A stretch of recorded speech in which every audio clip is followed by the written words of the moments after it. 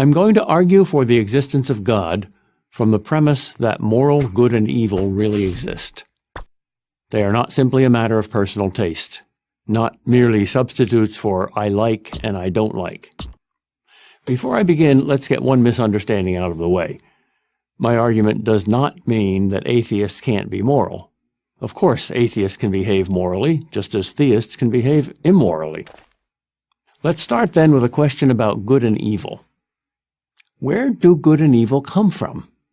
Atheists typically propose a few possibilities. Among these are evolution, reason, conscience, human nature, and utilitarianism. I will show you that none of these can be the ultimate source of morality. Why not from evolution? Because any supposed morality that is evolving can change.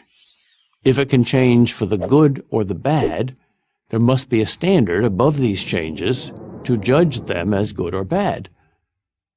For most of human history, more powerful societies enslaved weaker societies and prospered.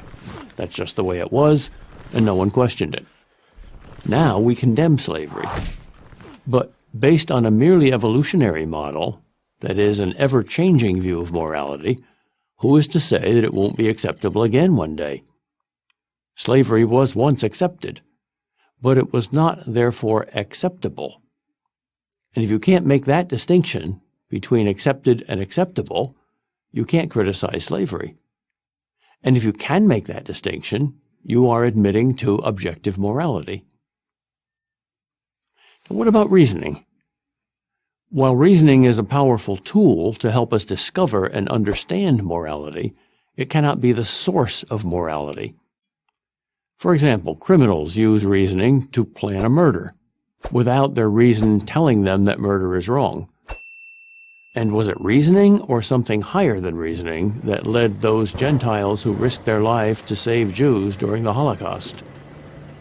The answer is obvious. It was something higher than reasoning, because risking one's life to save a stranger was a very unreasonable thing to do. Nor can conscience alone be the source of morality. Every person has his own conscience, and some people apparently have none. Heinrich Himmler, chief of the brutal Nazi SS, successfully appealed to his henchmen's consciences to help them do the right thing in murdering and torturing millions of Jews and others. How can you say your conscience is right and Himmler's is wrong if conscience alone is the source of morality? The answer is you can't. Some people say human nature is the ultimate source of morality. But human nature can lead us to do all sorts of reprehensible things. In fact, human nature is the reason we need morality. Our human nature leads some of us to do real evil, and leads all of us to be selfish, unkind, petty, and egocentric. I doubt you would want to live in a world where human nature was given free rein. Utilitarianism is the claim that what is morally right is determined by whatever creates the greatest happiness for the greatest number.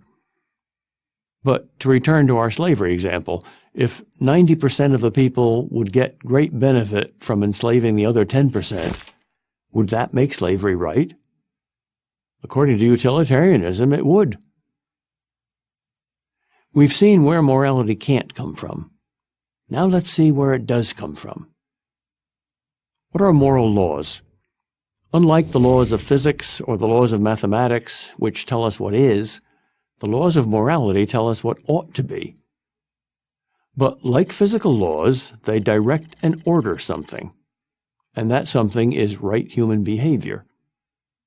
But since morality doesn't exist physically, there are no moral or immoral atoms or cells or genes, its cause has to be something that exists apart from the physical world.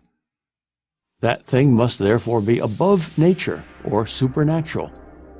The very existence of morality proves the existence of something beyond nature and beyond man.